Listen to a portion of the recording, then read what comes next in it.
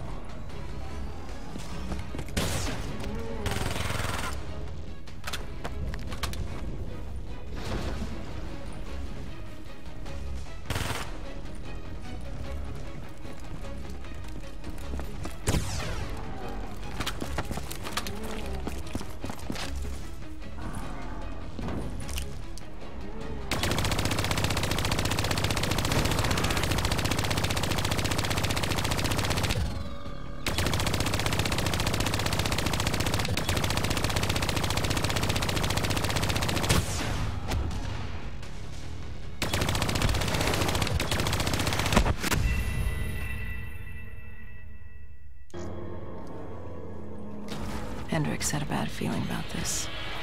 He wasn't the only one. I knew we shouldn't be there.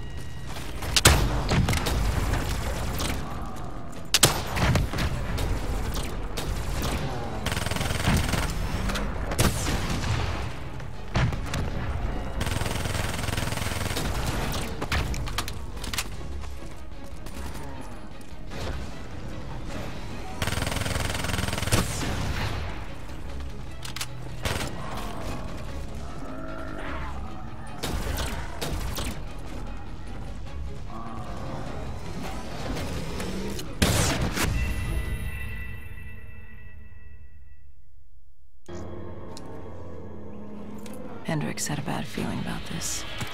He wasn't the only one. I knew we shouldn't be there.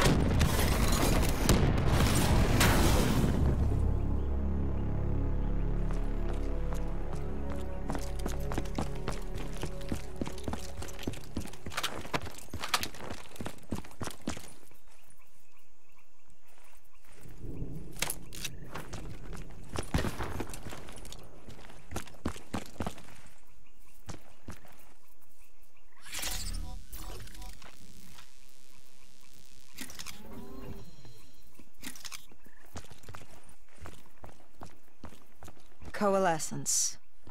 Enhance yourself for a better tomorrow. They'd been the forefront of technology, always wanting to improve the individual, the future of you. What happened?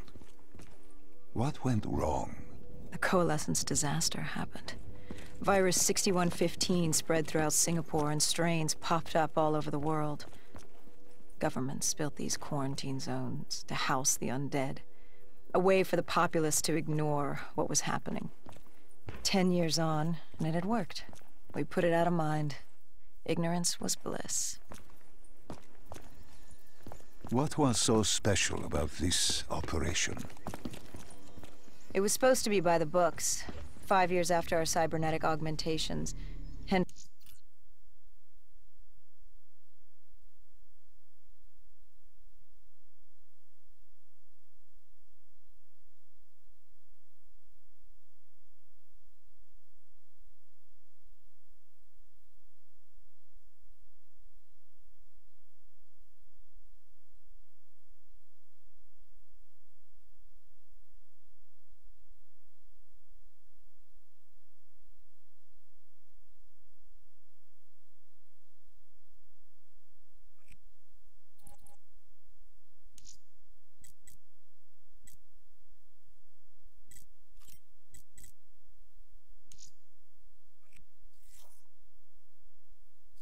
and I were a well-oiled machine. Quarantine sweeps, recon, search and rescue. It's just what dead killers do. But we'd never been sent after one of our own before. John Taylor's systems had gone quiet. With our direct neural interface, we're hardwired into Winslow Accord servers. Observation knew if you were dead or alive. For Taylor to be neither, that was unusual.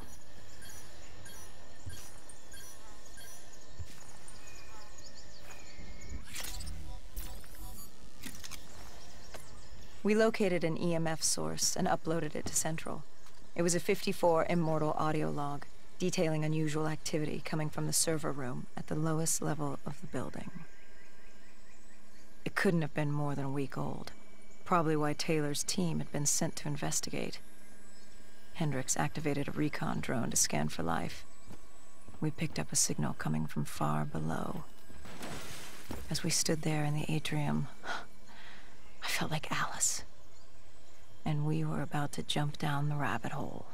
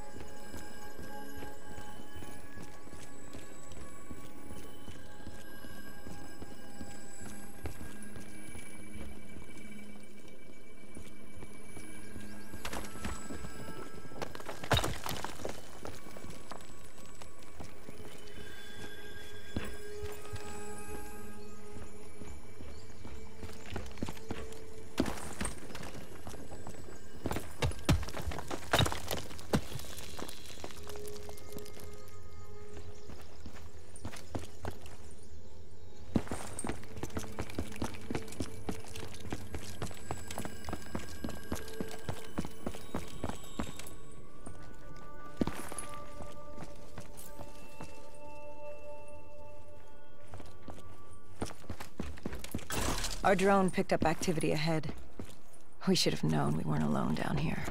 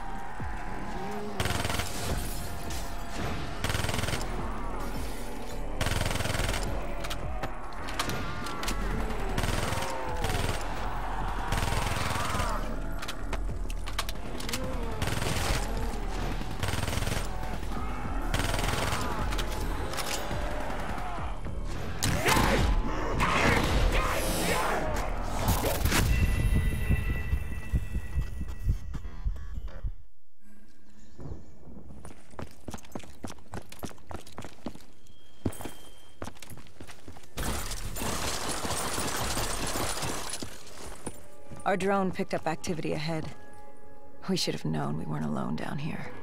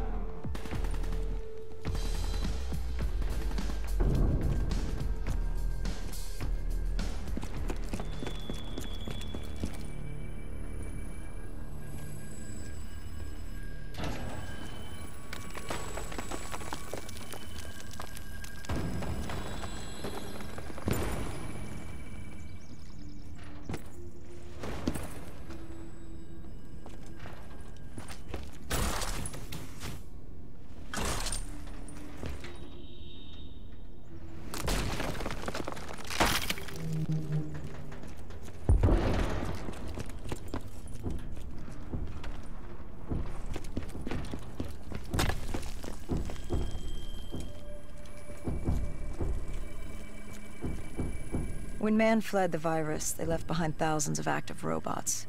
Machinery abandoned with one directive: kill the dead. Years later, they're still killing. But with decrepit programming, somehow humans had been added to their kill list, indistinguishable from our brainless counterparts. The strange behavior was observed in multiple quarantine zones. Another nuisance for us to deal with while on recon. We moved on.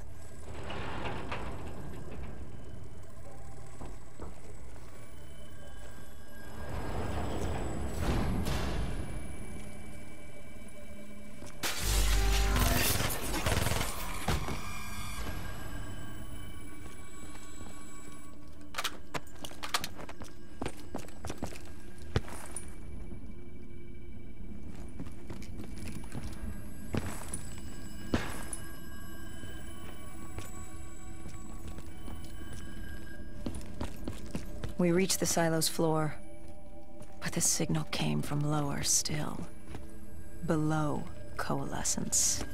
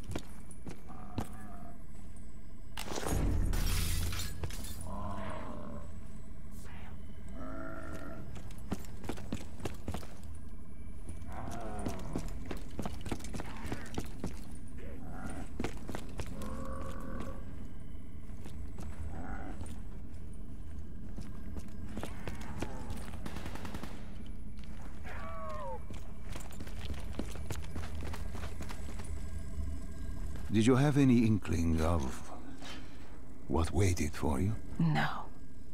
In hindsight, we should have put it together.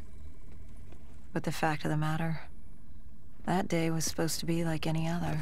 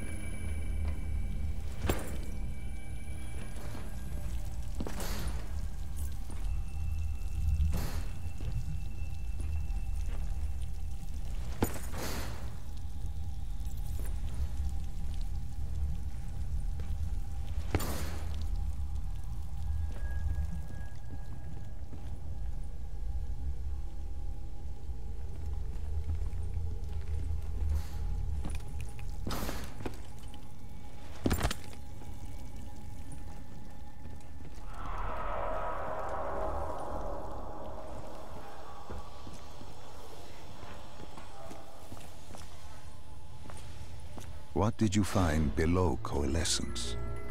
A CIA black project. Project Corvus. Unknown to the world, and unknown to most people in the know. As off the record as it got. A redacted footnote in Langley's history book. Part of me wishes we just turned back. Why? It would have been easier. For me. For Hendricks. For the world. Is it such a bad thing? To want to be blissfully ignorant in the face of daunting adversity? We didn't have a choice. Those who find fate thrust upon them rarely do.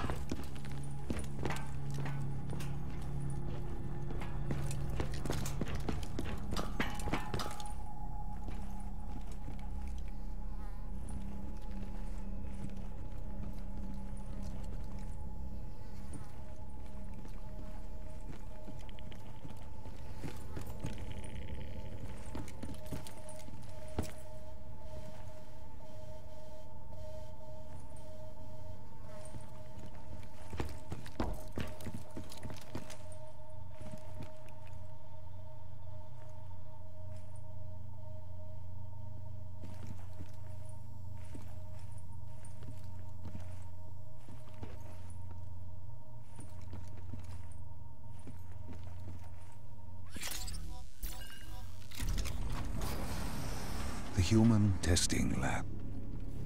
What awaited you there? We found the truth. The cause of the disaster. You are certain of this? We didn't have the full picture. Not yet. But this was the source. We knew coalescence was where the virus originated, but residue of 6115 in the air left no doubt. This was where it all began. When the disaster happened, hundreds of thousands died instantly. And they were the lucky ones. Because when the rest of Singapore inhaled 6115, they changed. From the living into the living dead. These test subjects, they were linked together, connected with a direct neural interface. Their minds hardwired into the central server. Hendricks didn't like what he saw. You knew something was wrong. The same tech in our own heads made us what we were. It was down here in this room. We didn't know what happened, but the data didn't lie. Man did what man always does, playing God and fucking everything up. We, the CIA, man, we created these things. We changed the world. How do you mean, change the world? The Winslow Accord and the Common Defense Pact. We'd been engaged in a Cold War for nearly a decade. 6115 changed that. When the dead walked among us, we set aside our differences.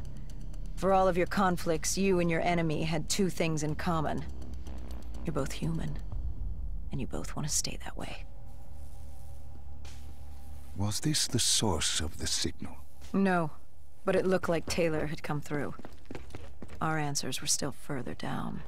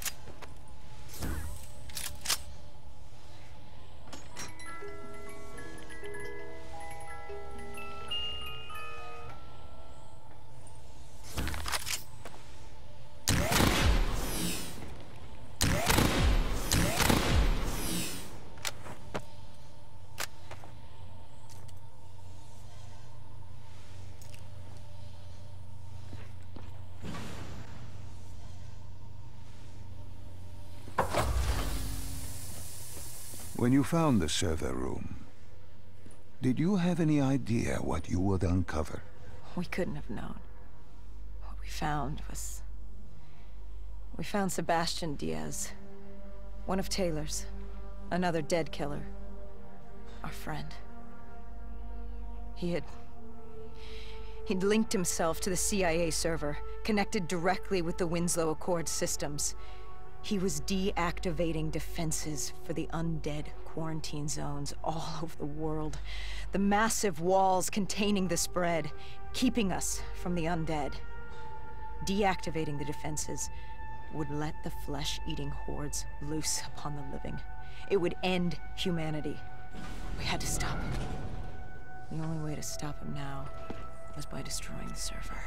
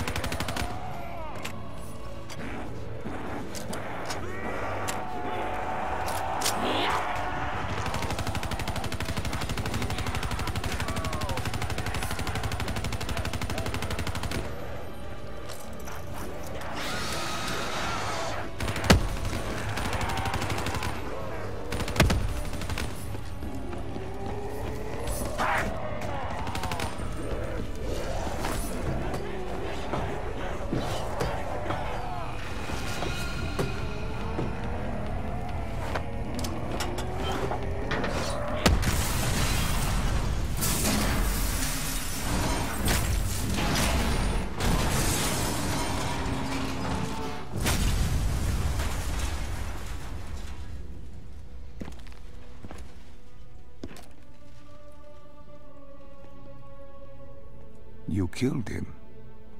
Your friend. He left us no choice. Hendricks wasn't happy and let Diaz know that. He'd unleashed the dead upon the world. Hendricks knew what he had to do. You needed to find out what he knew. What he knew about Taylor. Interfacing with Diaz and accessing his memories was the only way to find him. Knowing what you know about DNI, interfacing would surely kill him. That didn't matter. We had to know. Had I known what it would do to Hendricks. From the interface, Hendricks learned Taylor was trying to get out of Singapore. There wouldn't be much time before we'd be too late. Tell me about the name. The name Hendricks learned. The name. Deimos. The demigod of dread and terror. Hendricks, myself, we had no idea what it meant, but Taylor's team was obsessed with it. But more importantly, we learned our arrival on site wasn't a secret. We had company. Go Julan, leader of the 54 Immortals. The Winslow Accord had no quarrel with them. To their credit, they had no idea we were down there. Had they known... Well, I'm not sure things would have gone any differently. The Immortals had worried for years about another outbreak. This was the final straw, and contamination was a risk they weren't willing to take. They blew the supports and let the ocean flood the building. We needed to haul ass and get the hell out of there.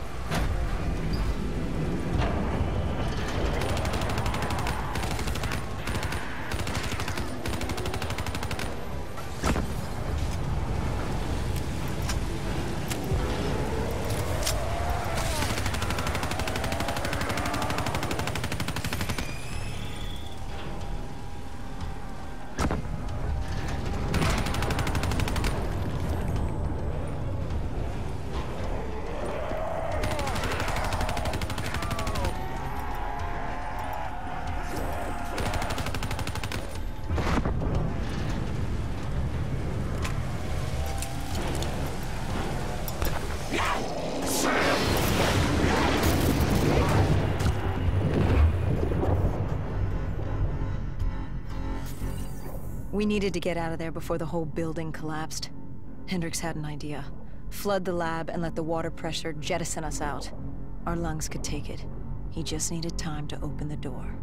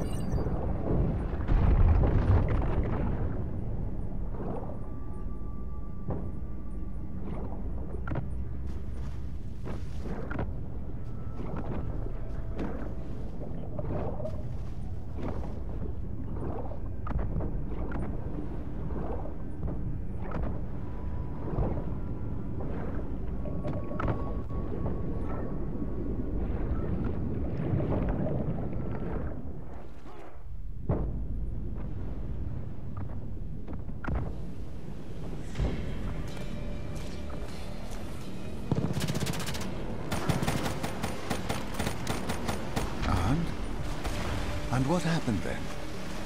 We got through it. We survived. Taylor's team was making their way out of Singapore. But we weren't giving up that easy. We still had a chance to catch up before the quarantine zone collapsed entirely. We couldn't make sense of what they'd done. Their motivations, their actions. There was no way to explain it. At least not yet. To figure that out, we needed them. And we also needed to get the hell out of Singapore. That was the day everything changed. That was the beginning.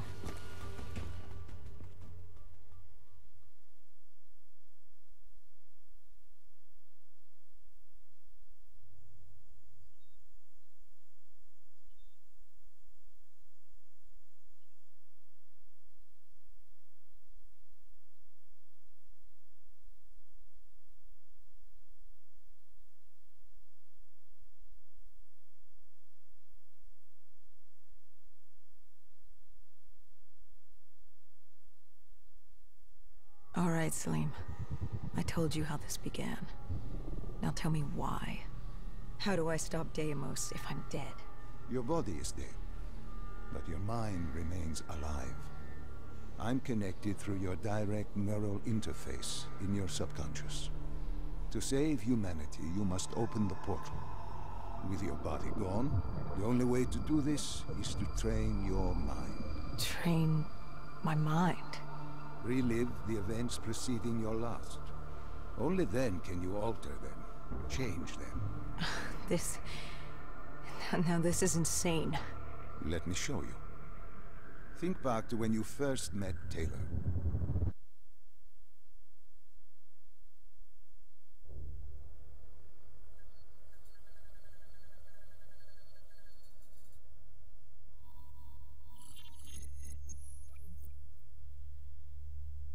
Think back to 2065. You're on a train in Switzerland. I'm heading toward downtown Zurich. On Taylor? That's him. Commander John Taylor. The first dead killer. The definition of determination. I was a rookie then. Fresh blood. There weren't many of us. There were more rumors about our division than actual recruits. They said we were engineered to be immune to 6115. That we couldn't get infected. This was your first mission? Yes. 5 years after the outbreak, most cities had at least one containment zone. But Zurich managed to stay outbreak-free. Now someone wanted to change that. Wait, this feels wrong. This can't be right. This can't be real. How are you doing this? I am not doing anything. This is your mind. I'm the passenger, you're the pilot. But tell me, do you remember the train exploding? No! Stop! Make it stop!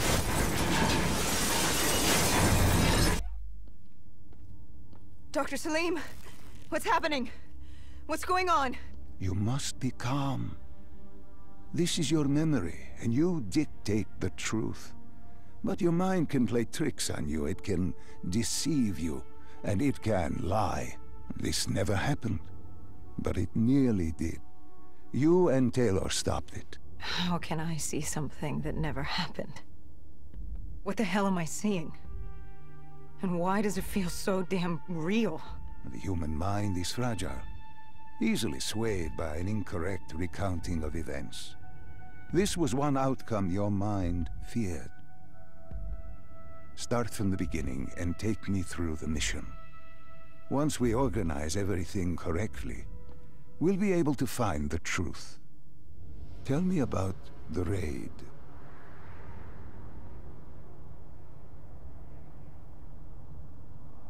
The raid. There was a Catardist terrorist collective. They were planning something big, but they knew we were coming. Stop. Don't rush through. Let us start with who was with you. You were not alone, after all. Taylor. He told me they'd received a tip about the Catardists. These undead sympathizers had sprung up around the globe in the years following the outbreak. They believed the undead were the next step in human evolution. To become undead was to live. The dead should inherit the Earth. Crazy, right? Was it only Taylor? Was there anyone else? Sebastian Diaz. The man we saw at Coalescence, who would disable the undead defenses. And back then, he was Taylor's second in command. He would take point on the raid. Hostile encounters were expected with the undead, but that didn't seem to bother him.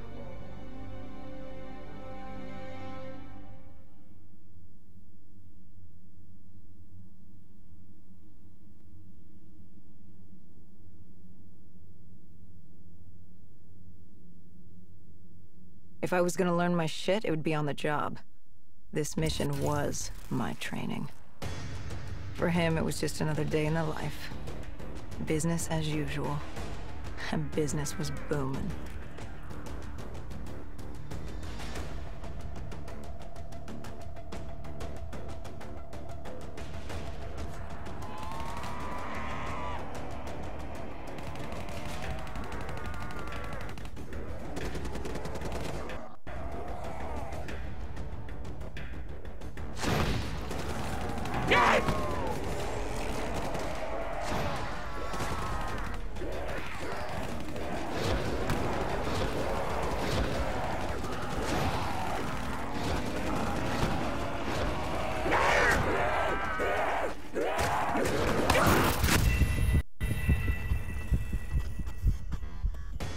Just another day in the life.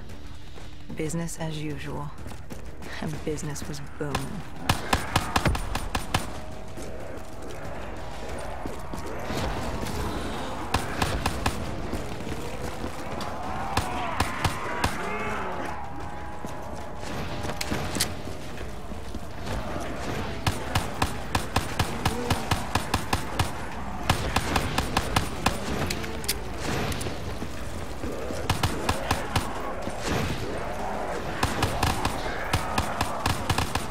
What are these drops I keep seeing?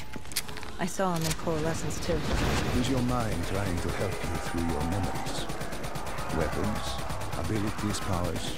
Use them or don't, but they may offer you a temporary advantage. Where did Diaz take you next? We still have to get to the factory entrance.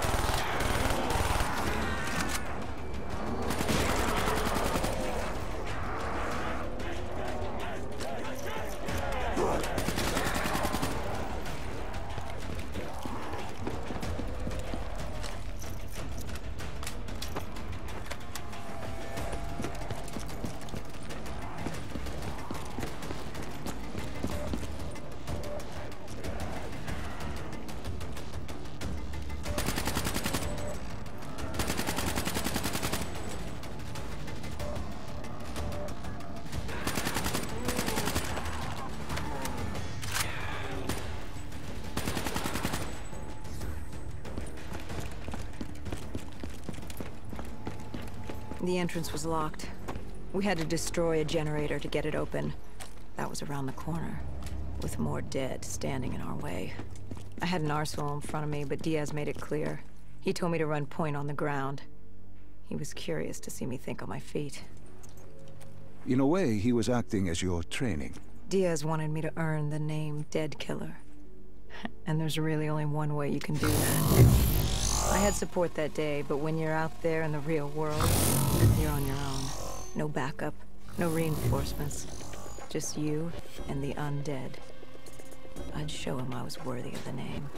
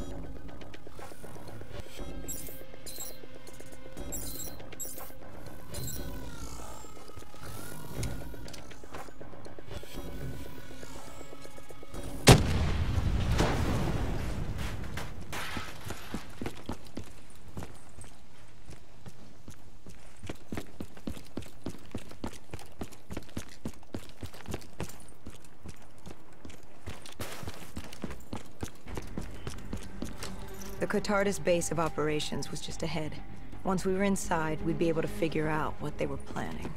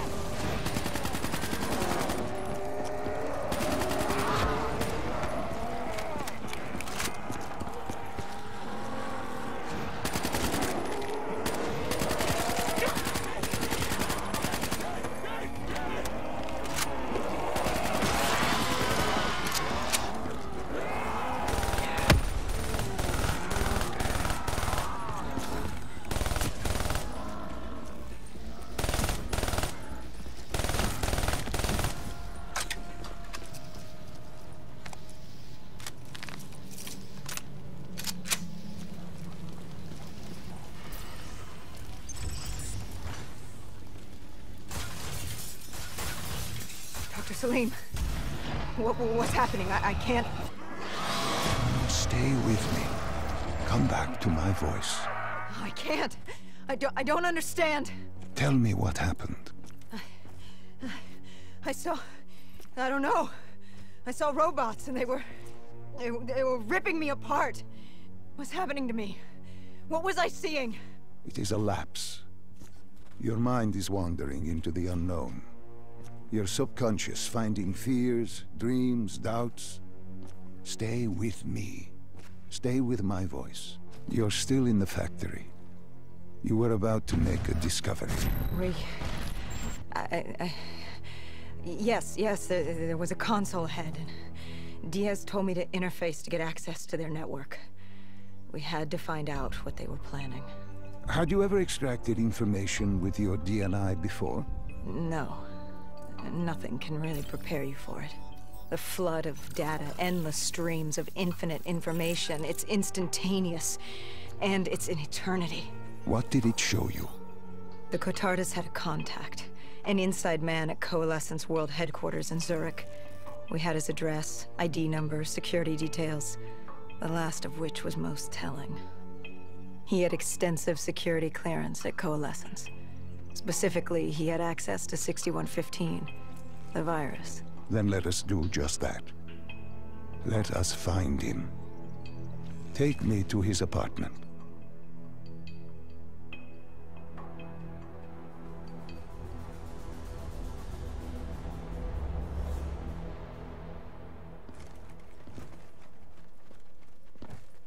We were ready to breach, but it didn't go as planned. He was ready. I had to get after him. Our mark was going to release 6115 into the surrounding area. Remember, walk before you run. You weren't alone. Who else was there? Taylor? Taylor. Yes, he discovered our mark had just unleashed the virus into Old Town, turning civilians into the living dead. But Taylor didn't lead that day. No, he had Overwatch. He was our eyes in the sky. Sarah Hall, however... Sarah Hall, the team's intelligence expert, was with me.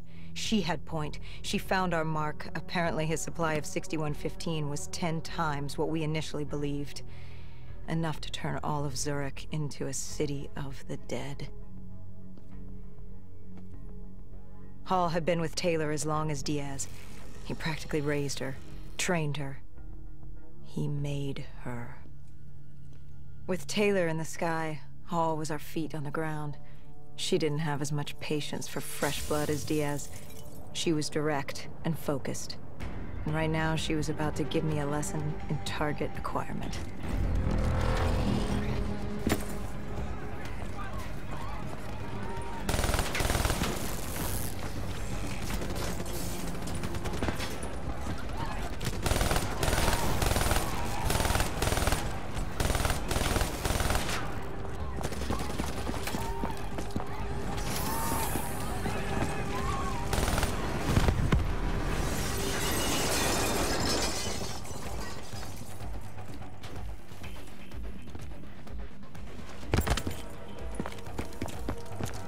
This guy didn't mess around.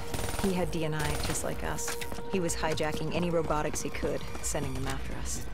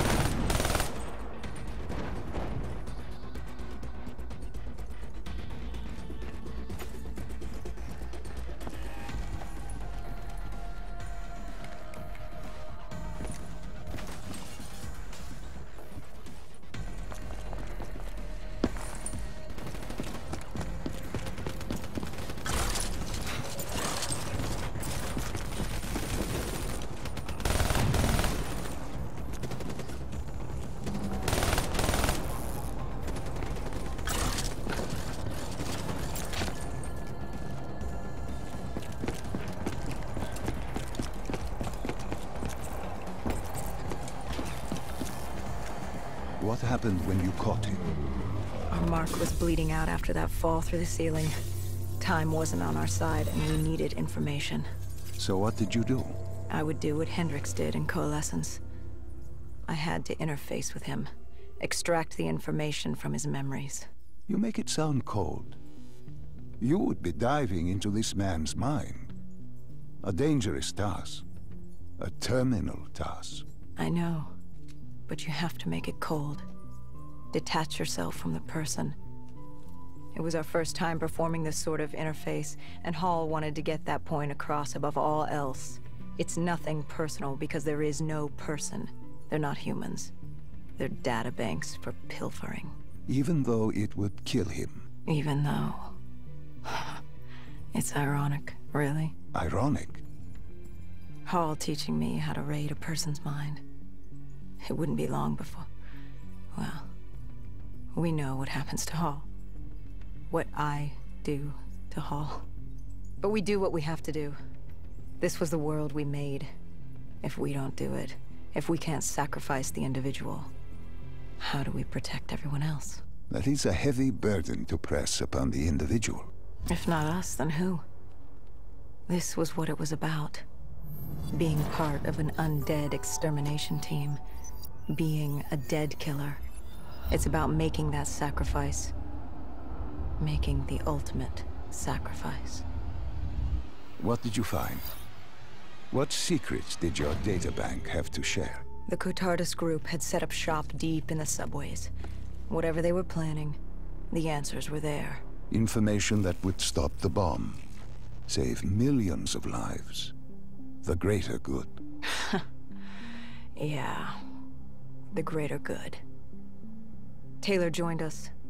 If we were going to move on the subway, we had to act fast. The attack, whatever it was imminent. And your mark?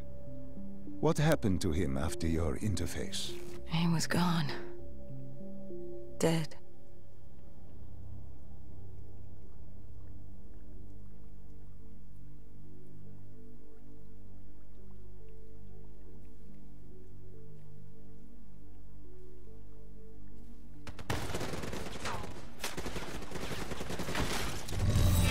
The tunnels.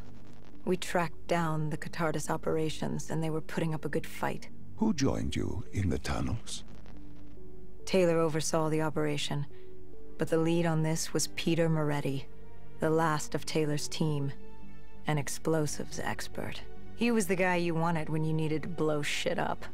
He was damn good at blowing shit up, which made him perfect for the fight ahead. Fearing discovery, the Cotardus Collective had an armada of undead, and patrolling robotics guarding the facility. I won't lie, it's strange seeing Moretti like this, knowing what happens next. He was crucial to finding Taylor, to finding Deimos. You mean the refineries in Cairo? He had a pivotal part to play. He just didn't know it yet.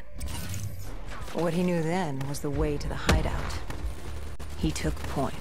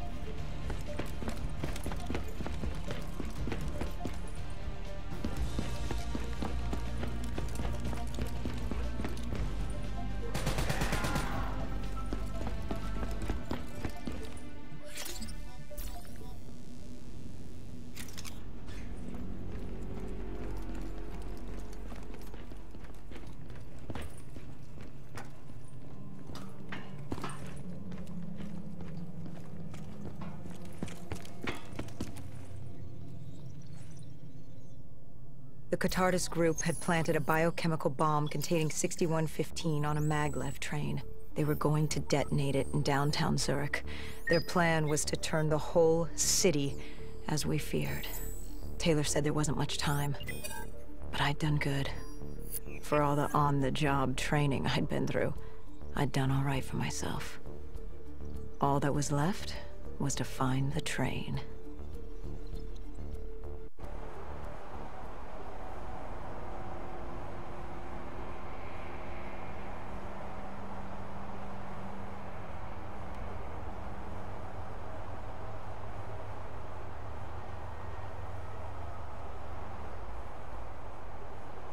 Good.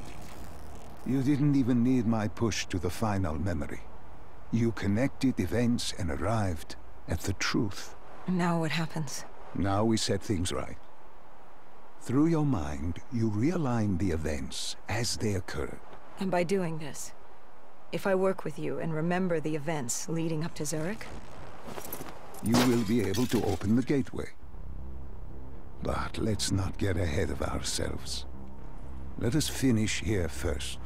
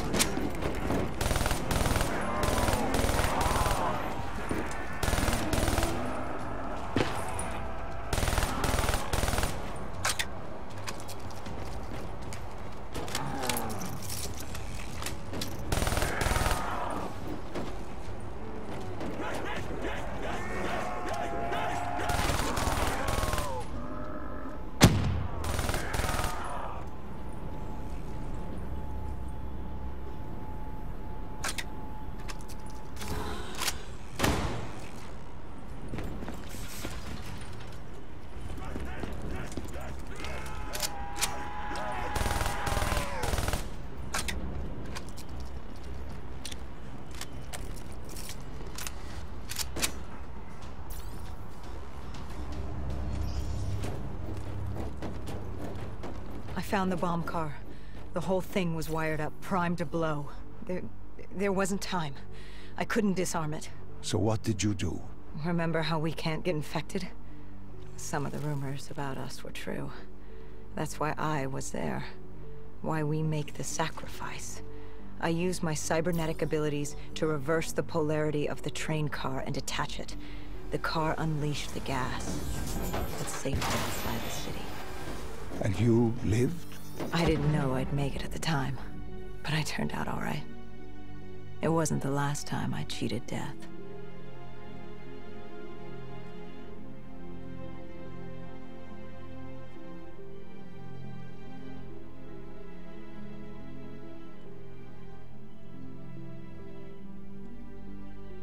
No. No. I remember this place. What are they doing to me? Dr. Salim, what am I seeing? Taylor? Why can't I move? You must let this go. Stay with me. Relax. Come back to me. Come back to the void.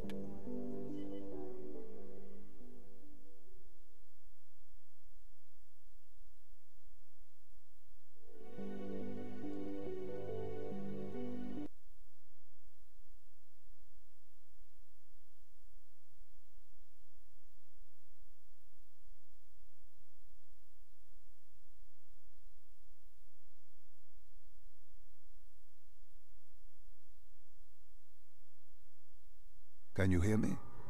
Are you there? Yeah, I'm here. I'm back. I'm ready to continue. Good. Now that you've begun conditioning, let's return to 2070. After coalescence collapsed. You were trapped in Singapore. With quarantine zones unlocked all over the world, we couldn't raise WA command. If we were going to escape, we had to improvise. We turned to the 54 Immortals. They were dangerous and unpredictable, but they were no enemy of ours. Hendricks trusted them? What choice did we have? If we wanted out of Singapore, we had to go through the biodomes. We had to go through the Immortals.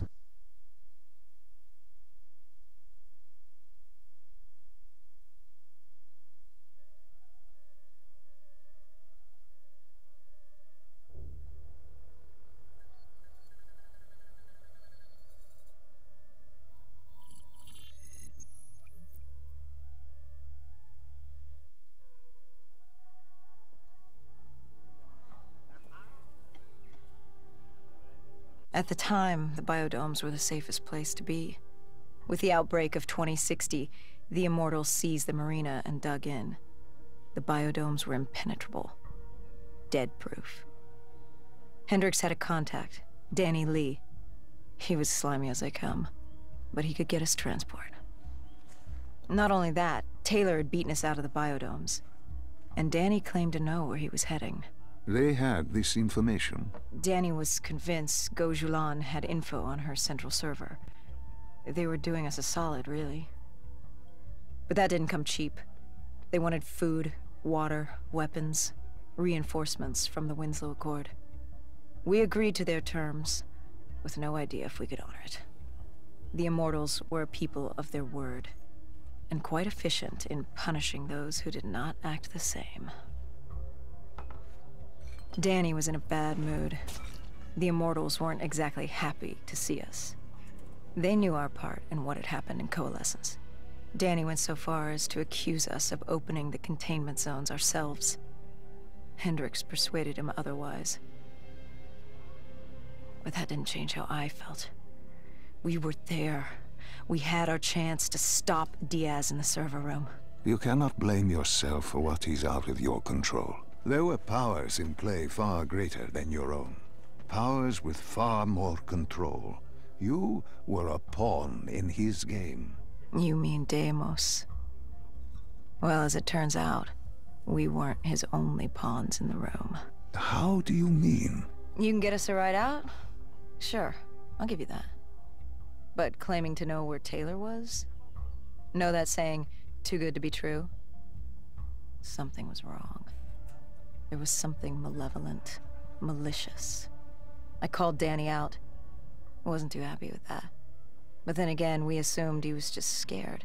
The outbreak now occurring worldwide was unprecedented. We were all scared. Up till now, we'd become complacent. We got comfortable. The dead had stayed in their cage, and we kept pretending nothing had happened. Taylor and Diaz changed that. Pandemonium, riots, civil war, countries were already tearing themselves apart, in many cases before the dead even reached them. Danny wasn't scared. He was stalling. And it only took us another moment to find out why. The Ghost siblings. Danny set you up. No. This was different. It was their eyes. Hollow. Empty. Void of life. Like they could see right through me. They all had it. Just like Diaz. It was only later we found out all higher-ups in the Immortals were outfitted with D&I. Like us. If only we'd known the part our own technology would play. The thing about dead killers, though, there's always a plan B. We had a robot squad in place, ready if the situation took a turn. Gojulan bolted before our robots got her. She was headed for the server room in Cloud Mountain, the only place we could put in the call from transport. It became quickly apparent that uninvited guests had joined the party in the biodomes. The dead were flooding into this safe haven. It was about to become hell on Earth. We had to move. We had to get to Cloud Mountain.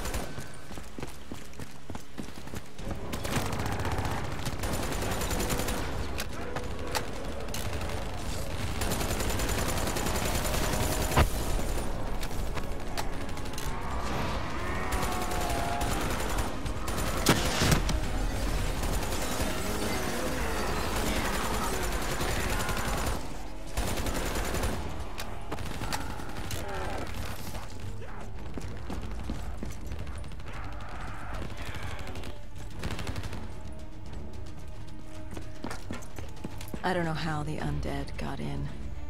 A forgotten open gate. A child's mistake. A poorly nailed board over a window. It didn't matter. It was spreading fast. We were already outnumbered 20 to 1. The remaining humans scrambling away or locked in their homes.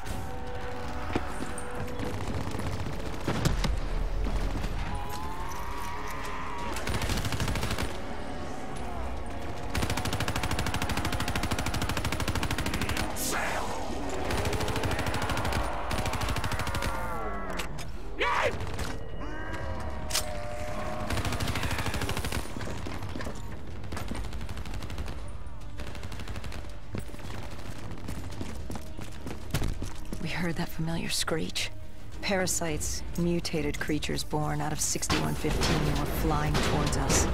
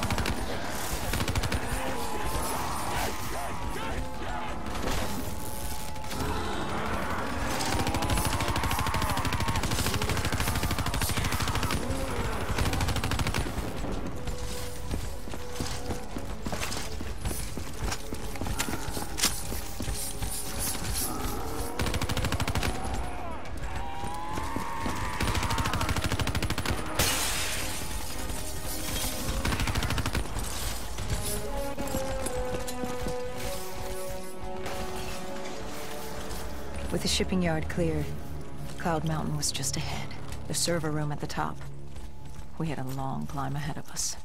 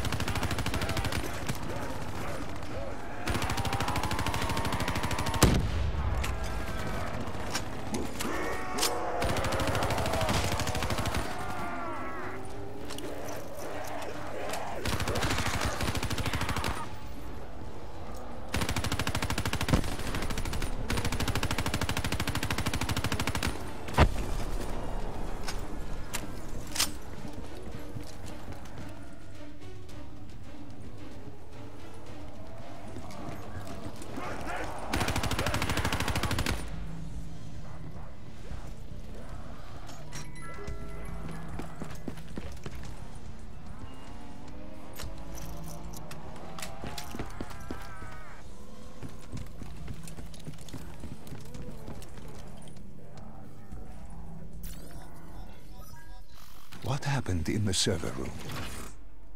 By the time we got there, Gojulan encrypted her hardware, locking us out of the central server. Hendricks stepped in, but we were a few seconds too late. Damage was done. Why did she lock you out? It didn't make any sense. Sure, we weren't on the best of terms, but this wasn't her. Something else made her do it. Something was controlling her. The encryption used a biometric hand scan. Hendricks tried to unlock it. But the Go siblings were smart. They'd set up an access system requiring both of their hands for authorization. And her brother was shredded with bullets back in the bar. We could hear the horde coming, and we only had one sibling. But she did have two hands. You chose to cut off her hand. Why? I hoped the biometrics were interchangeable, allowing the siblings to use either reader. If we were calling transport and getting out alive, it had to work. Lucky for us, it did. Hendricks interfaced with the system. He was able to raise WA command. We needed a ride out ASAP. They had a VTOL a few minutes out. Rendezvous was set for the top of the dome. But Hendricks wanted to know what Gojulan had on Taylor. Anything, even the smallest detail, could be helpful in picking up his trail. That would take some time. And time was something we didn't have. Hendricks searched the archives. I dealt with the incoming horde.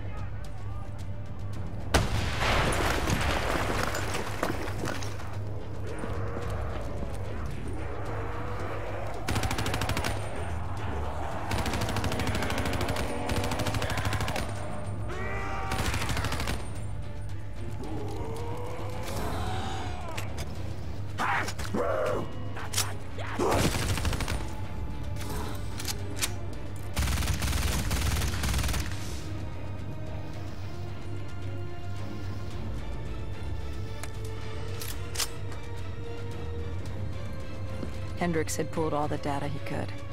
I hoped it was enough. Our pickup was in position. It's time to get the hell out of here.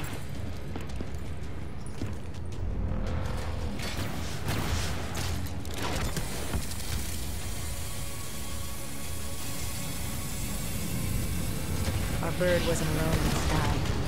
Our VTOL had caught the attention of an old automated race. We needed to find another way.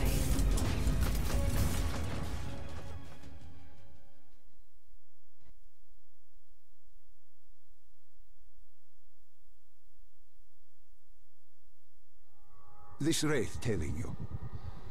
It was like the malfunctioning robots you found in different quarantine zones. The kind targeting anything and everything as an enemy. Just like that. Except on a much larger, more deadly scale. And this one was very interested in us. Command had an exit route. Extraction set beyond the swamps. If we crossed the super trees, there were shipping docks where we could commandeer an airboat. It's easier said than done.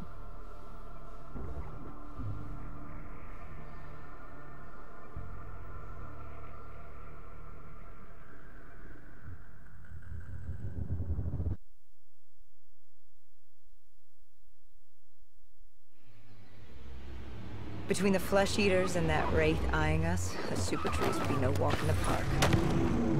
We had to haul ass and stay out of sight. But they weren't our only concern.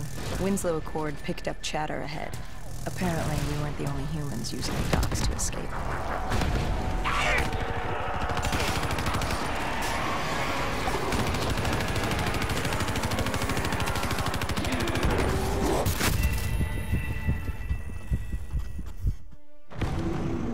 We had to haul ass and stay out of sight. But they weren't our only concern. Winslow Accord picked up chatter ahead. Apparently, we weren't the only humans using the docks to escape.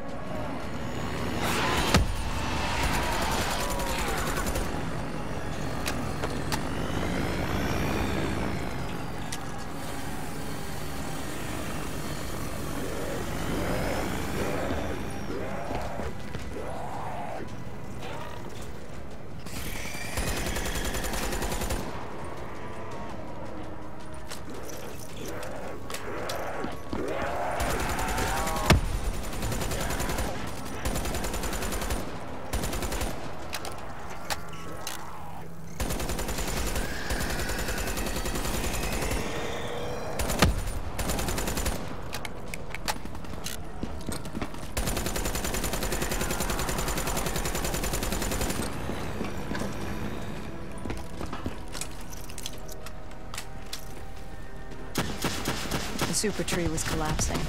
The only safe route to the docks was up. Chatter confirmed that 54 were scrambling to get out of the biodomes through the swamps.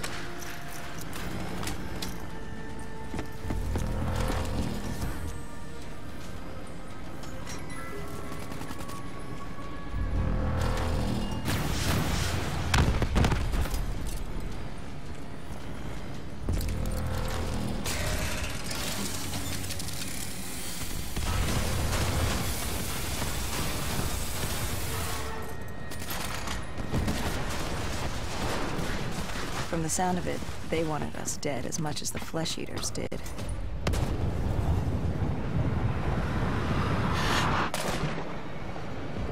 Looked like we were jumping from one bad situation into another.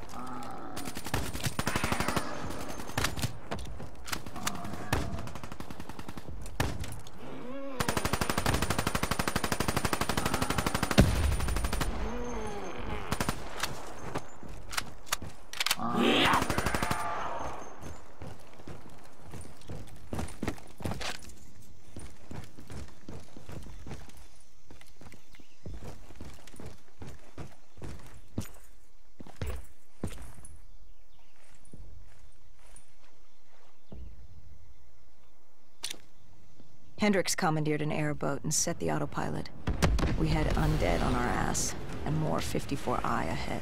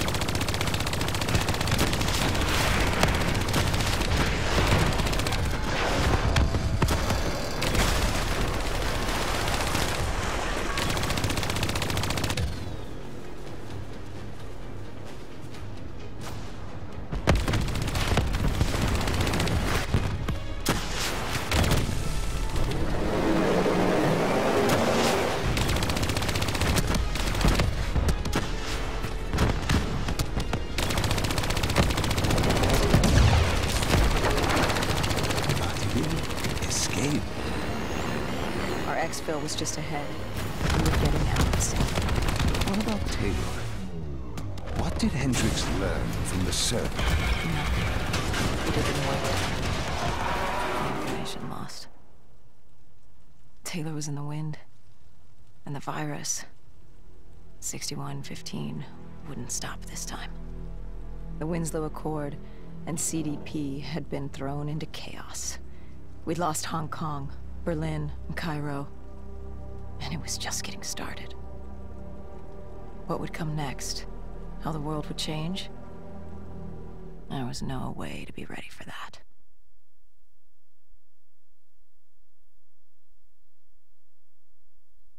"5 years. 5 long, dark years. Opening the quarantine zones did exactly as we feared. And by 2075, what was a contained situation gave way to anarchy. Humanity's numbers had been reduced to a few hundred mil scattered across the globe.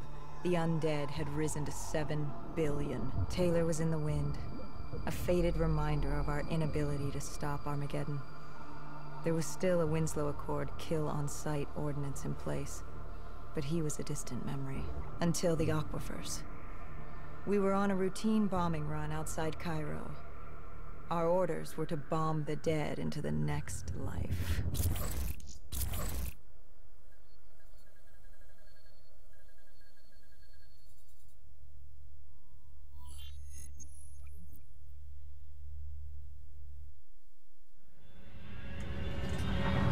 Our target was a Catardus colony.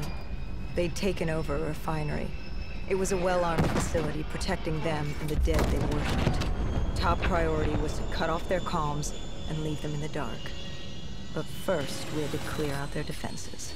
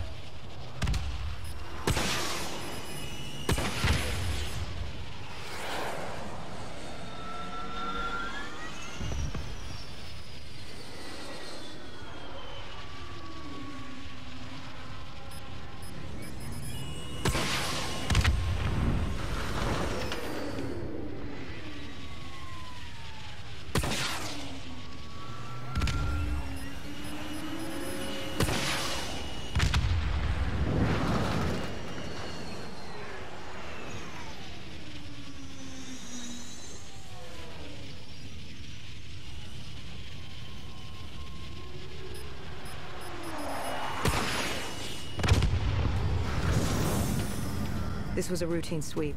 Every time another sympathizer colony sprouted up, we'd squash it back down. As far as we were concerned, we were doing the world a favor.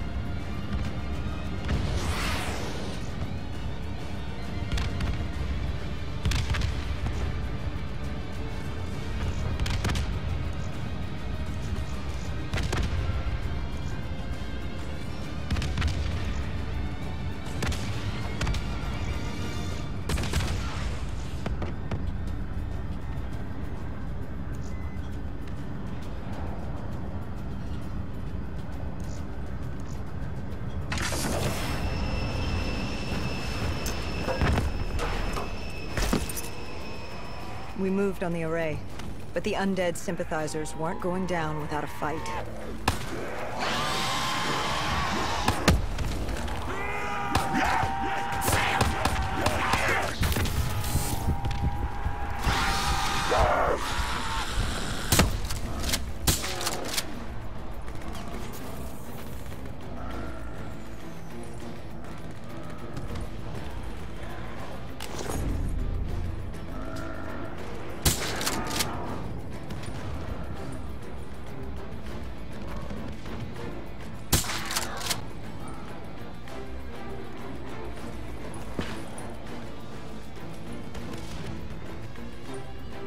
Our support detail needed a few moments to disable the array. Lucky for me, I had more hostiles to keep me occupied. Disabling the comms would take some time. Our support detail dealt with that. I dealt with reinforcements.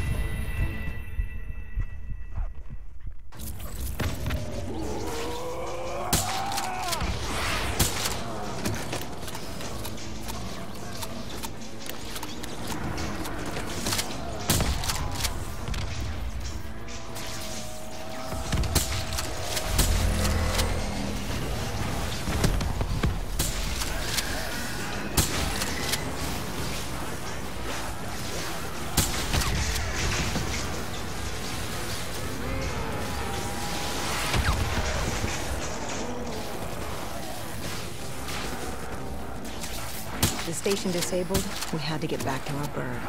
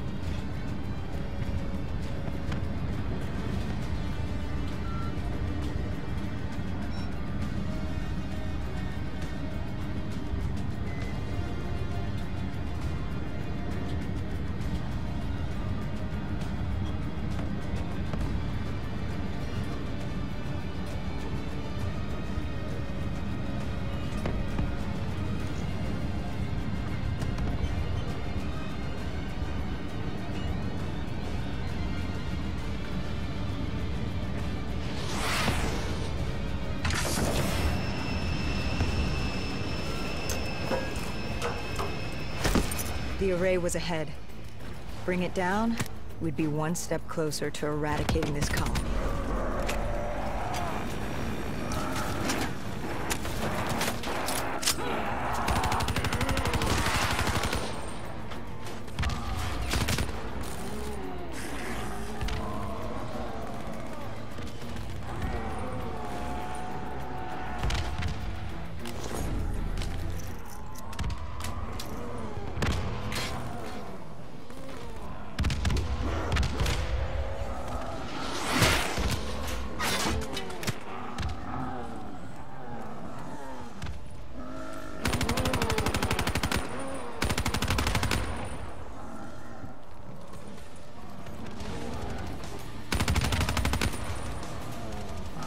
Disabling the comms would take some time. Our support detail dealt with that. I dealt with reinforcements.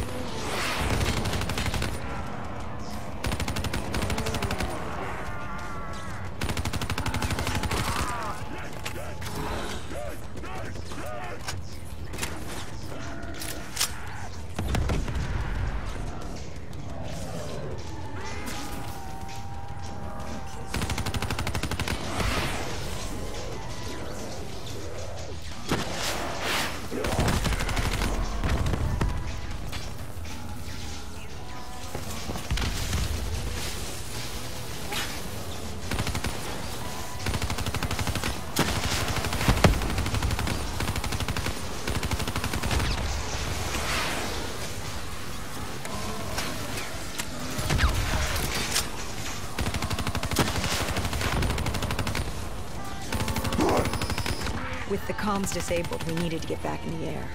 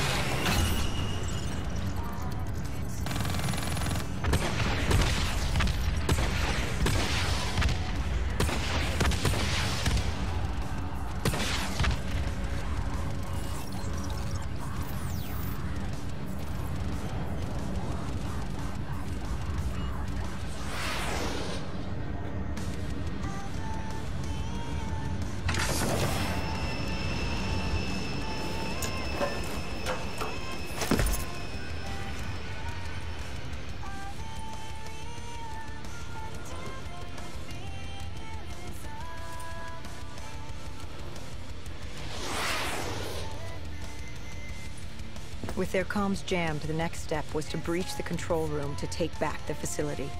There was access ahead. I just needed to get through the flooded room in front of me. Our support detail insisted on coming with. When you were swimming, something went wrong.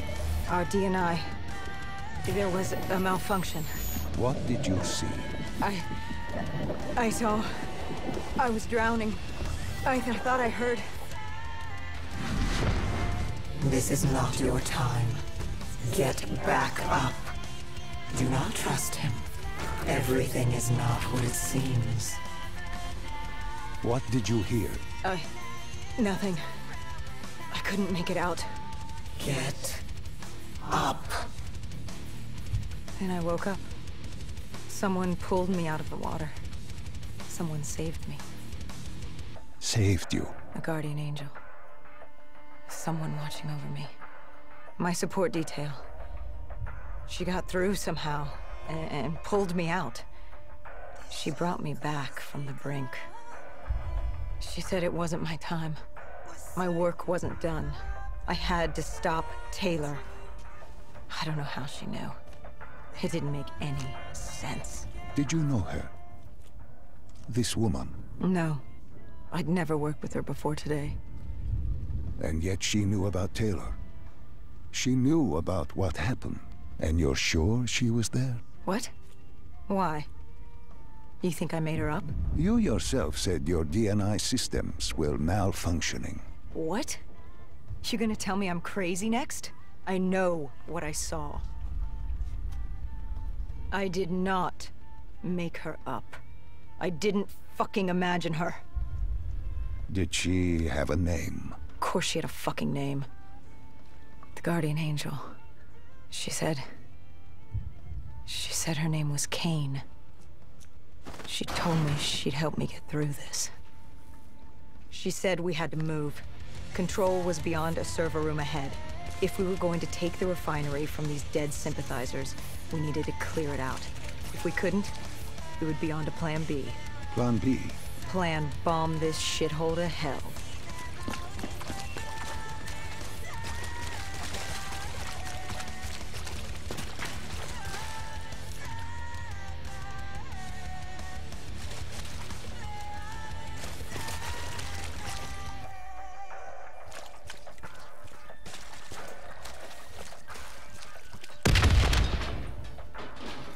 We prepped to breach, but it turns out our enemies planned ahead. The explosion blocked our path. We had to double back. It caught us off guard. But the noise also caught the undead's attention.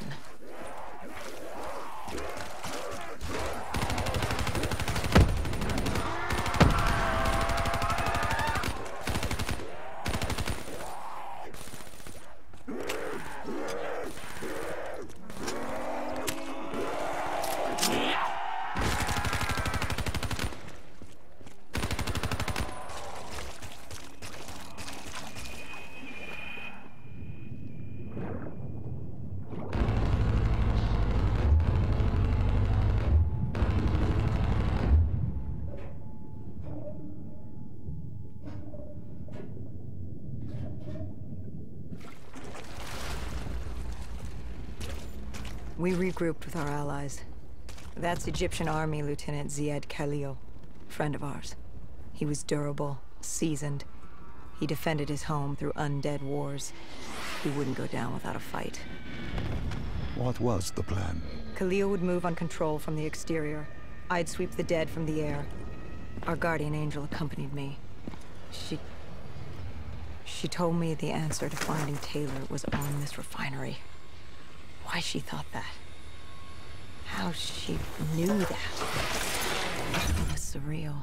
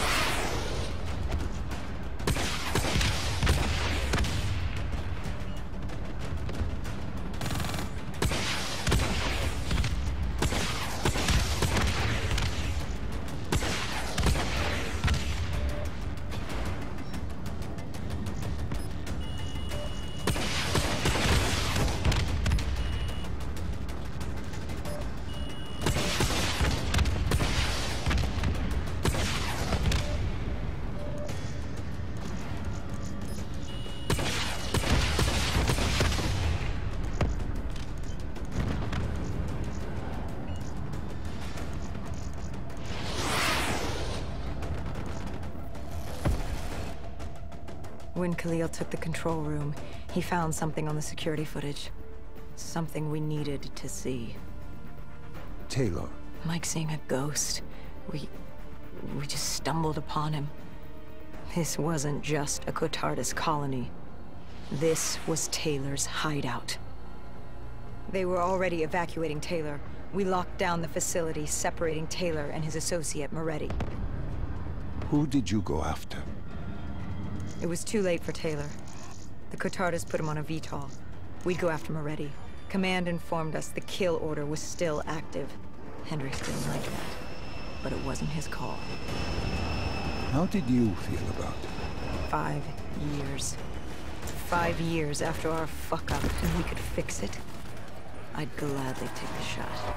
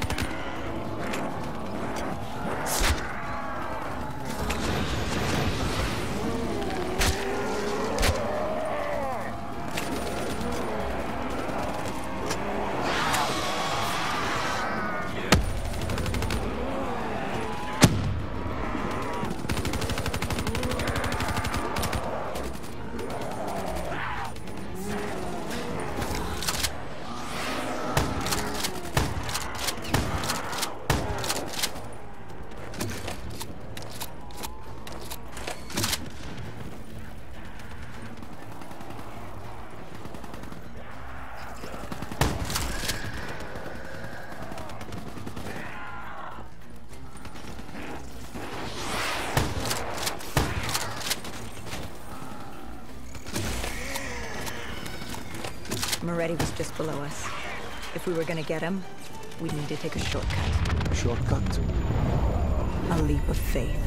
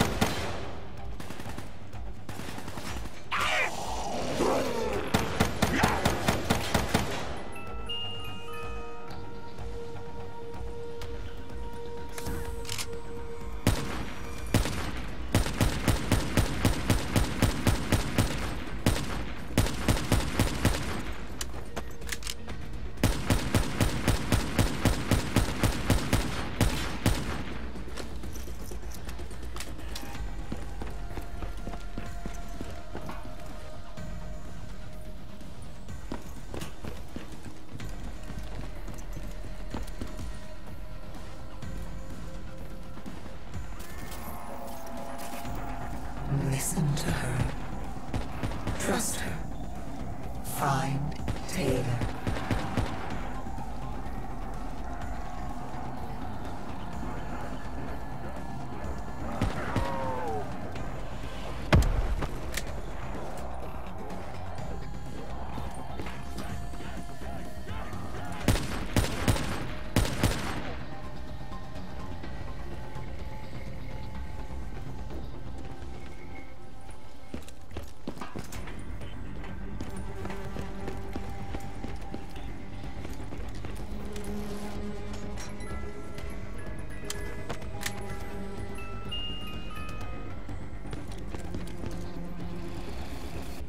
How was Hendricks coping with the change of plans?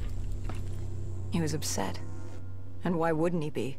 Command wanted our friends dead. He wanted to bring Moretti in alive. But that wasn't all, was it? No, Hendricks had been different since Singapore. In what way? Every way. Aggressive, angry. He was losing perspective. And something was just off. I should have known what happened. How could you have known? Even if you had, what could you have done? You seem so certain of his intentions. We all battle inner demons and our choices. Hendricks, Taylor. That whole team rose the ranks together, fought alongside each other. Friends. Little did we know one of his friends was watching us.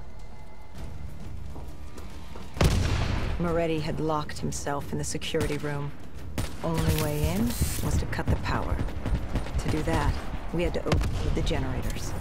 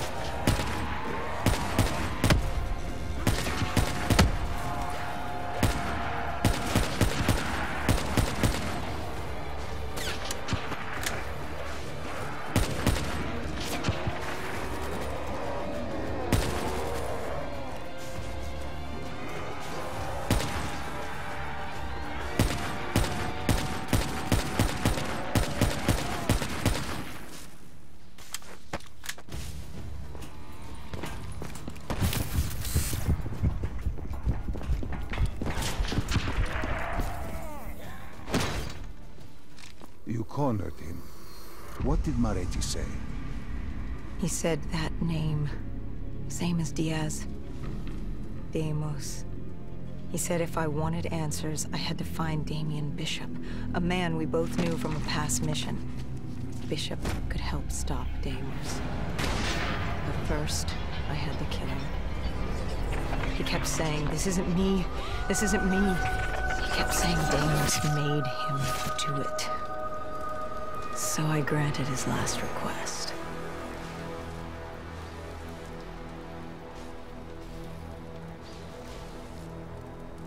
I killed him as he asked. I did our job. It didn't sit with Hendricks. Can you blame him for his outburst? Hendricks was pissed because Moretti was our link to finding Taylor. A link I just severed and split open on a spike. And the guilt I carried all those years that I channeled inward, Hendricks channeled outward. At me. This was our chance to fix our mistake, and I fucked that up. Hendrik said I may as well have damned the world myself. I'd had enough. I knocked some sense into him. Sometimes it was the only way to get through. I told him what Moretti had told me about Bishop, Deimos, whoever the hell he was. The mention of Bishop got Hendrik's attention. Last we saw him was back in '65, 10 years ago in Ethiopia. How Bishop knew Deimos, we hadn't a clue. But we'd figure this shit out, and we'd do it together. But right then, we had bigger problems. The Egyptian army couldn't hold the refinery. Plan bomb this shithole to hell was a go. We had to get out of there. Now!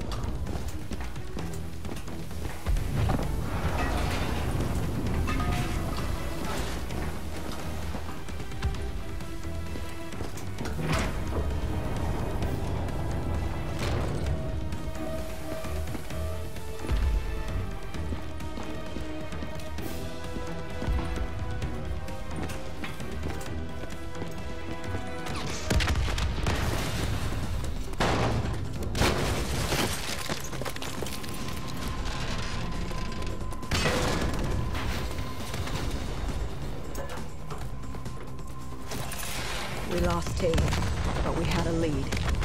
Moretti said Bishop could help us find Deimos, which meant he was our next stop.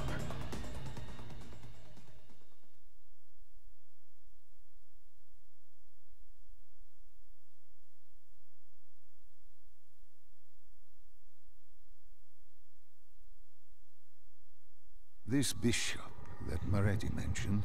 Damien Bishop, the man who found the cure. A vaccination to make 6115 victims human again.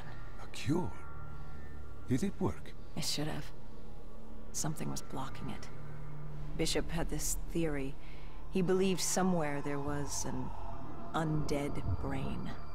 A single creature controlling them as a collective hive. He believed that it somehow blocked the cure. We met him in 2065 when he made the breakthrough. News traveled fast. He and a few others were kidnapped in Ethiopia. It was a joint op with Taylor's team. We were to extract Bishop from a base overrun by the dead.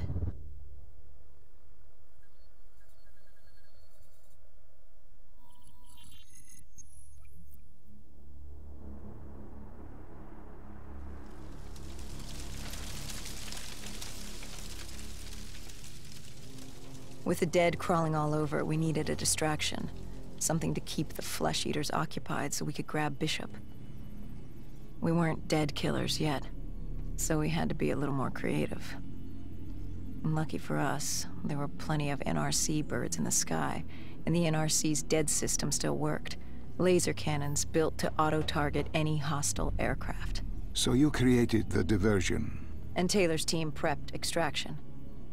Unfortunately, it seemed our cover wouldn't last as long as we hoped. The remaining NRC noticed the radio silence from air traffic control and had sent soldiers to investigate. Command set exfil for a satellite station off base.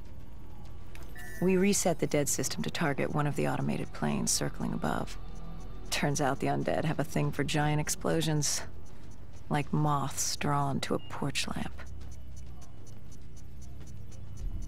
And all we had to do was turn on the lights.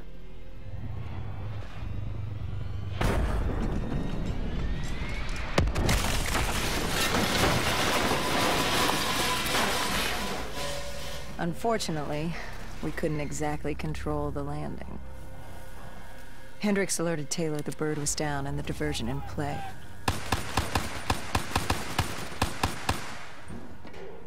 We took out the NRC and moved. Bishop was being held underground in the security station across the tarmac.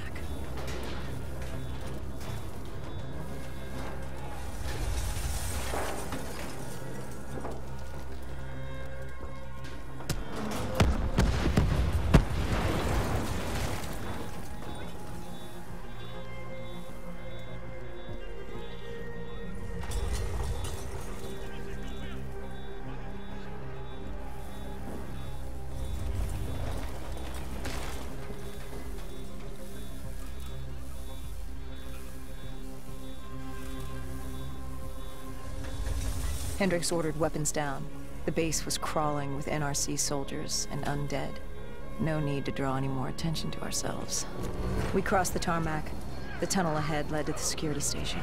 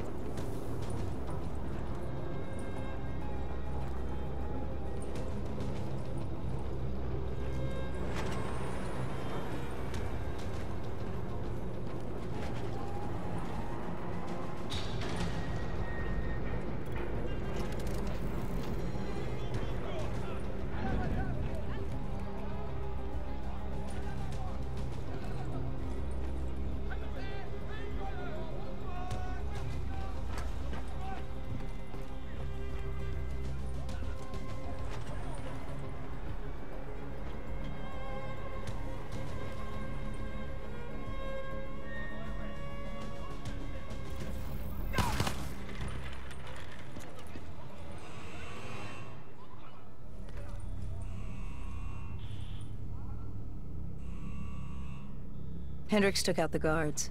I hacked into the system to find Bishop.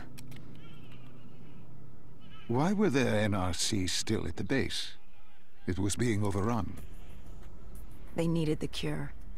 They kidnapped Bishop's whole team and would do whatever it took to get their hands on it. They'd torture these researchers till the dead broke down the door and ripped them all to shreds if it meant they could save their people. It wasn't personal. It was self-preservation. With the secret out about Bishop's discovery, he'd become the most wanted man in the world. The NRC were just the first to grab him. It was every country for itself. Why do you think we were there? The Winslow Accord wanted the same thing the NRC did. You can't rationalize anything when you're put up against the wall. Nothing about this was rational. It was instinctual, animalistic, survival.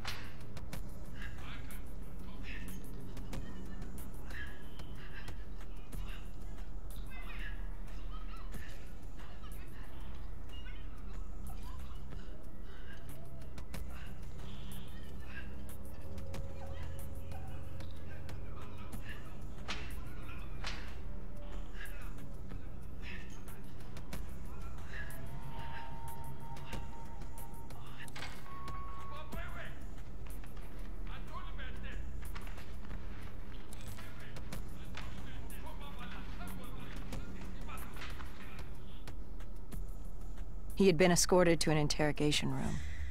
We had to hurry. Behind us was an undead army. Once one got a whiff, the others would come running.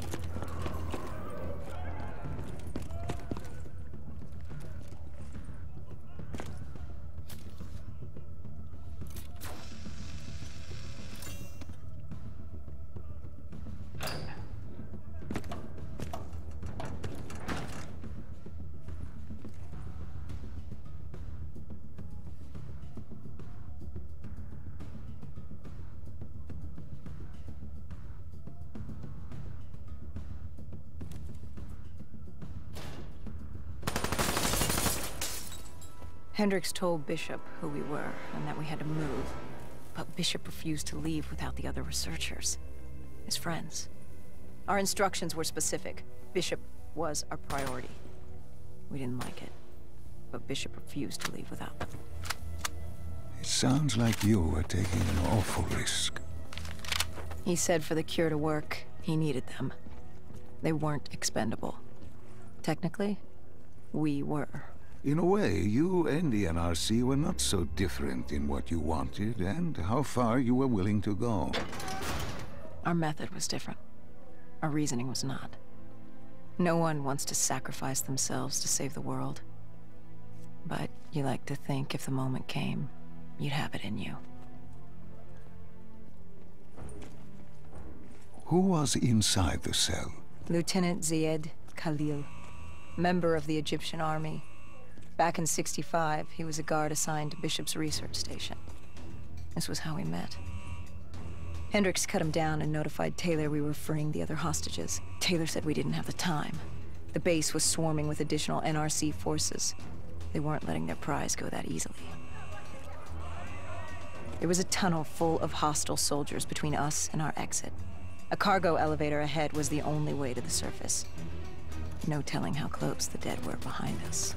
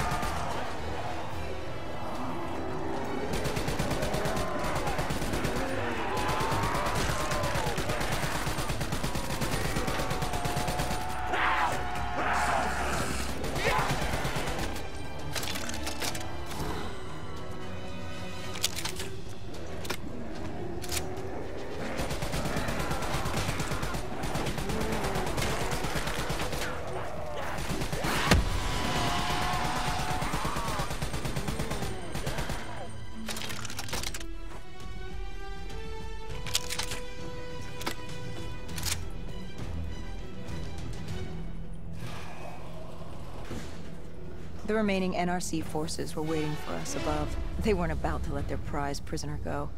If it meant getting the cure and saving their families, they were willing to die for it. And they weren't the only ones. We'd never seen dead killers in action before. To us, it was a spectacle. To them, it was just another day in the life. Wait a minute. Do not be deceived by his lies. Remember your past. Remember when you first met John Taylor. Remember the truth. Wait, this is wrong. This can't be real. I told you I met Taylor in Zurich during the 2065 Catardist Uprising, after I became a dead killer. But here I am with Taylor, and my limbs haven't been replaced yet. I'm still human. Why did you tell me that the first time I met Taylor was Zurich? Focus. You need to complete this memory. What was Taylor's plan? We were still on for exfil, but first we had to blow the bridge. We followed Diaz. Both undead and NRC forces were converging on our position.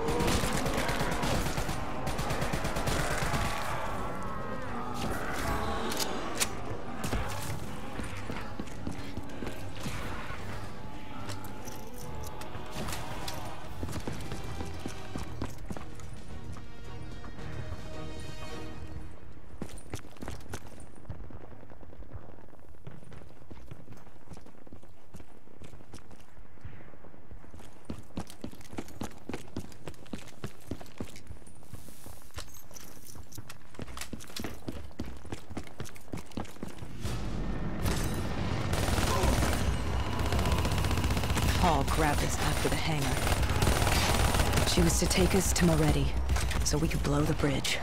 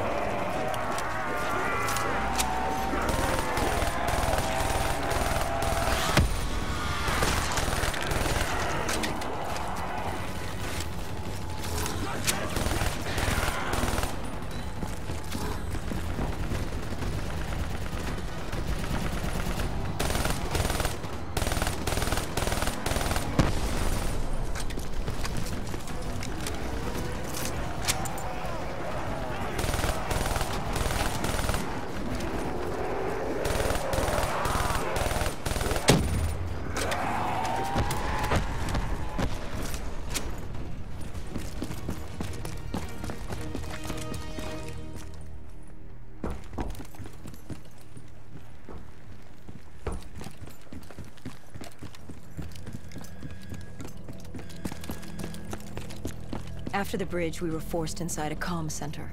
Moretti took point. The rendezvous with Taylor was an APC garage just ahead.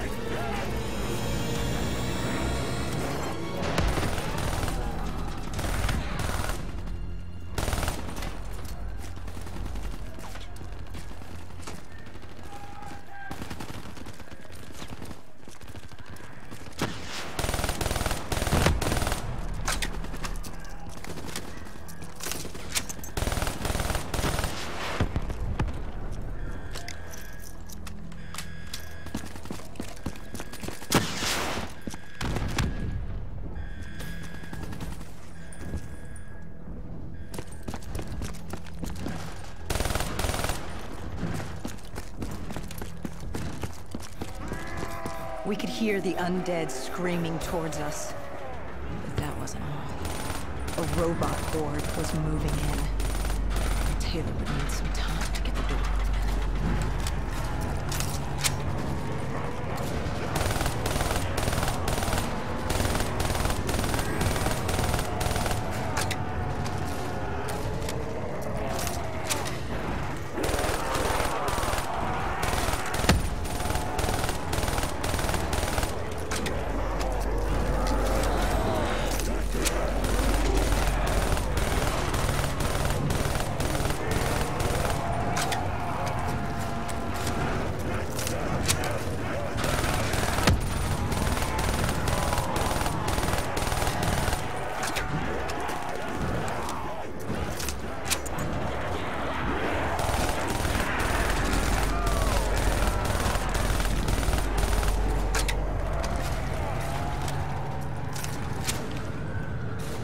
You were forced into the garage. What happened there? Hendricks wanted to go back and get the other hostages. Taylor said Bishop was priority. After all, he had the cure. The rest were just collateral. What did Taylor do? He volunteered to take his team to get the others. We were to take Khalil and Bishop to Exfil.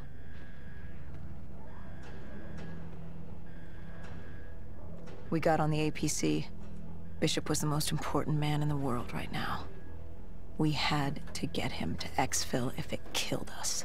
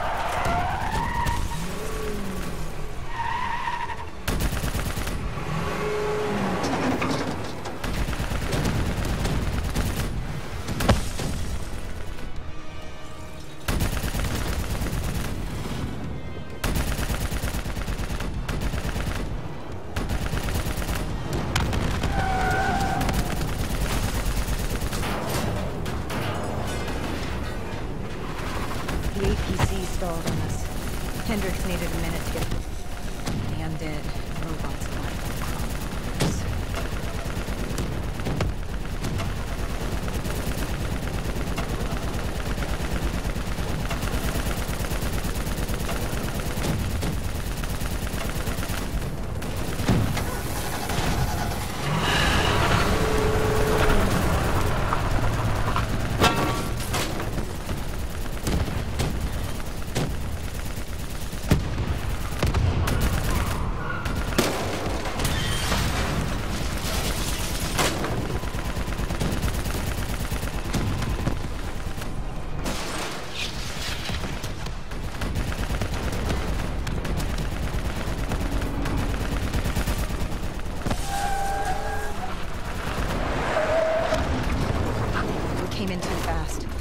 The APC spun out and crashed.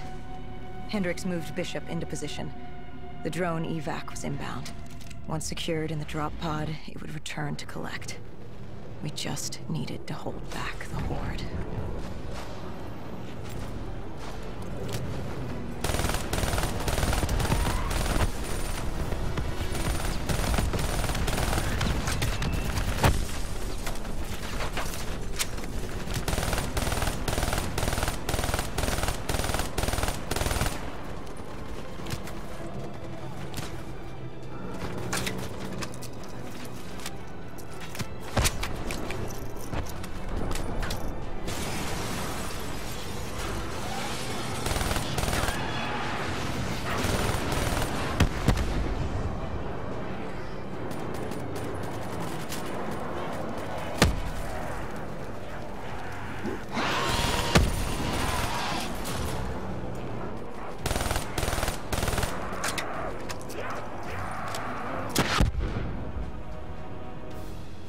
What happened?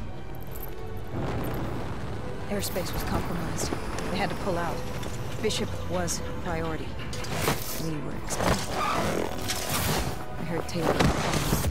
He was inbound and told us to hang on. No. I can't do this. I can't live this again. No. Please. I am sorry. You must. No, no, please! If you wish to defeat Deimos, you must. To save the world, you must relive this. I should have died. I felt myself fade. It was over. That was the day I met John Taylor.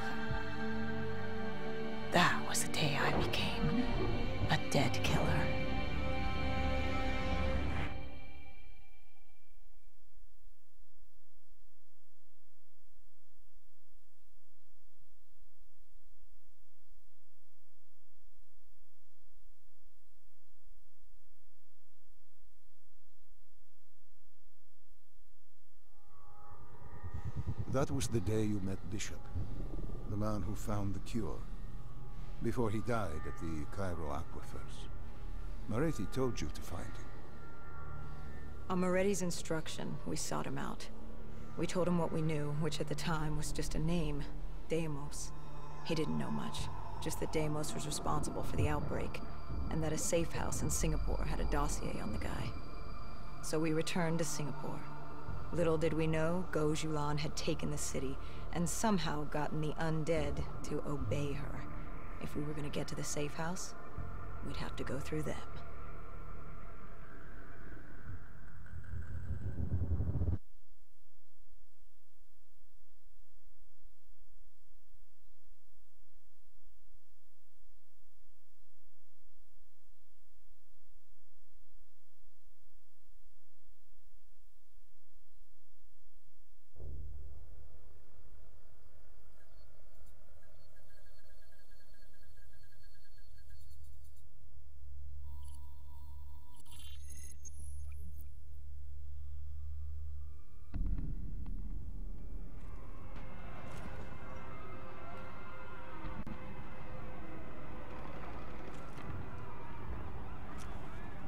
The vultures. Sadistic scavengers, ravaged by atrocity and time, driven by fear and insanity. We saw their victims strung up on display the moment we arrived. When forced against the wall, the impurities of man can be revealed. It was more than that. This was survivalism. When only 1% of the world's population is human, you either died and became the undead, or you survived by preying on the living.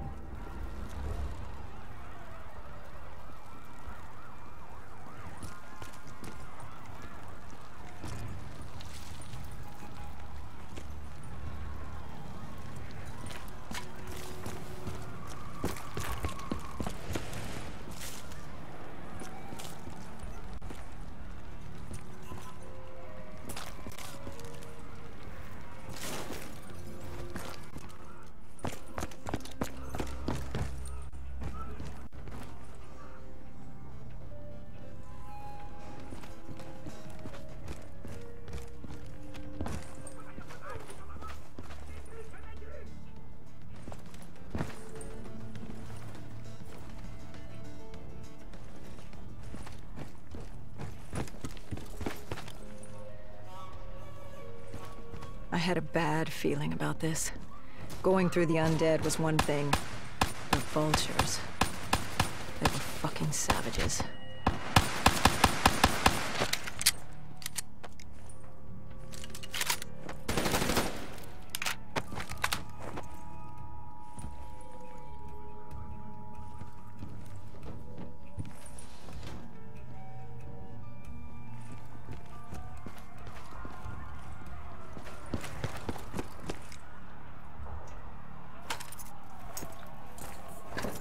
These scavengers were well equipped. I suppose that's what you get when you prey on your fellow man. We made quick work of them.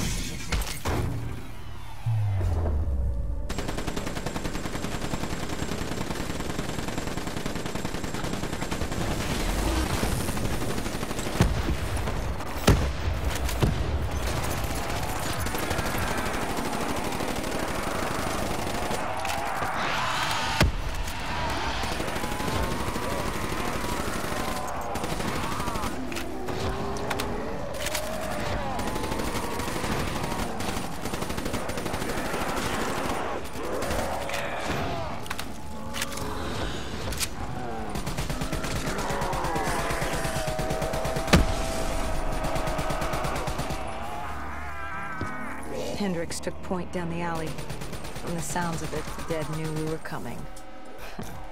Clearly, Singapore was happy to have us back in town.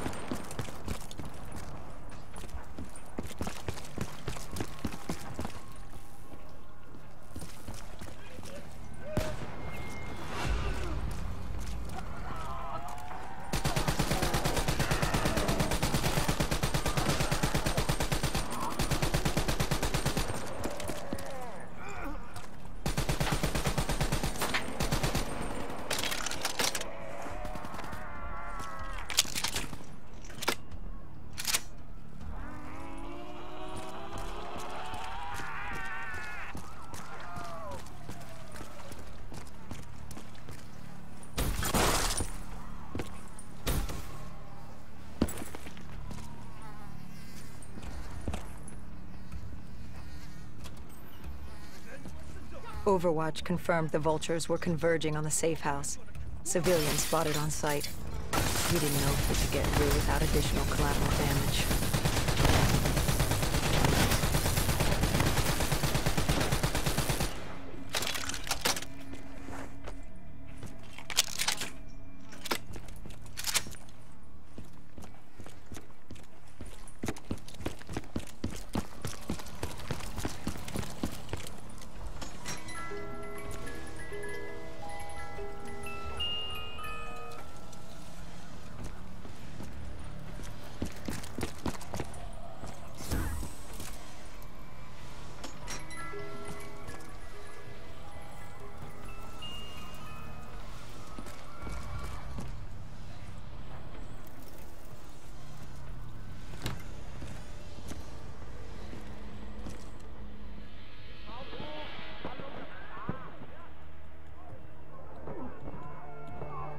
It's curious, the vulture's behavior. Willing to kill the living and the dead alike without prejudice. Survival of the fittest at its most primal. They act with reckless abandon without thinking of the consequences. They had to know. The more they killed other humans, the slimmer their chances became. Don't think of them as humans. They're animals. Abandoned by any form of governing body, they dictated their own society. They were tribal, nomadic. In their eyes, man was as much a threat as the undead.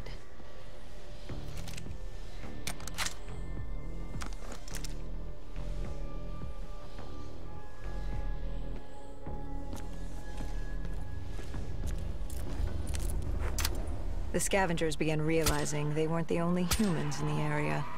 It was a matter of time before Gojulan knew we were here. The safe house was beyond the gardens, but the gardens belonged to the dead. They smelled us lurking above.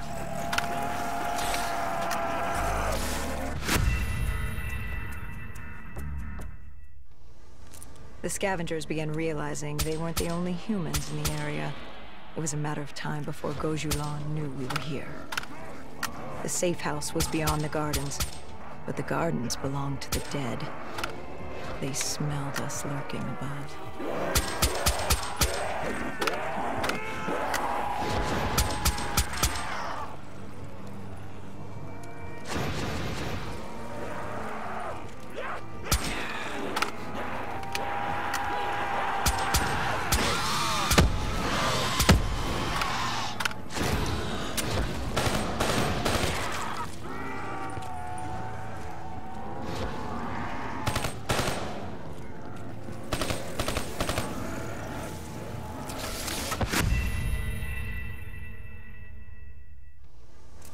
The scavengers began realizing they weren't the only humans in the area. It was a matter of time before Gojulan knew we were here. The safe house was beyond the gardens, but the gardens belonged to the dead. They smelled us lurking above.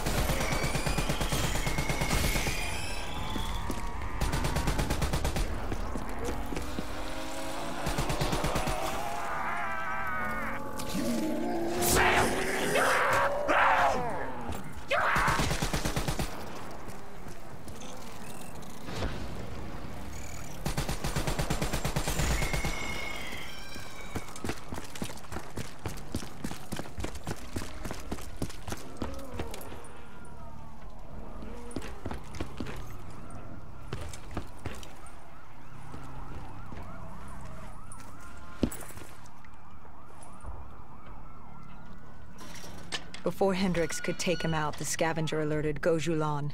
She knew we were here. Reinforcements were moving on a checkpoint nearby, along with more.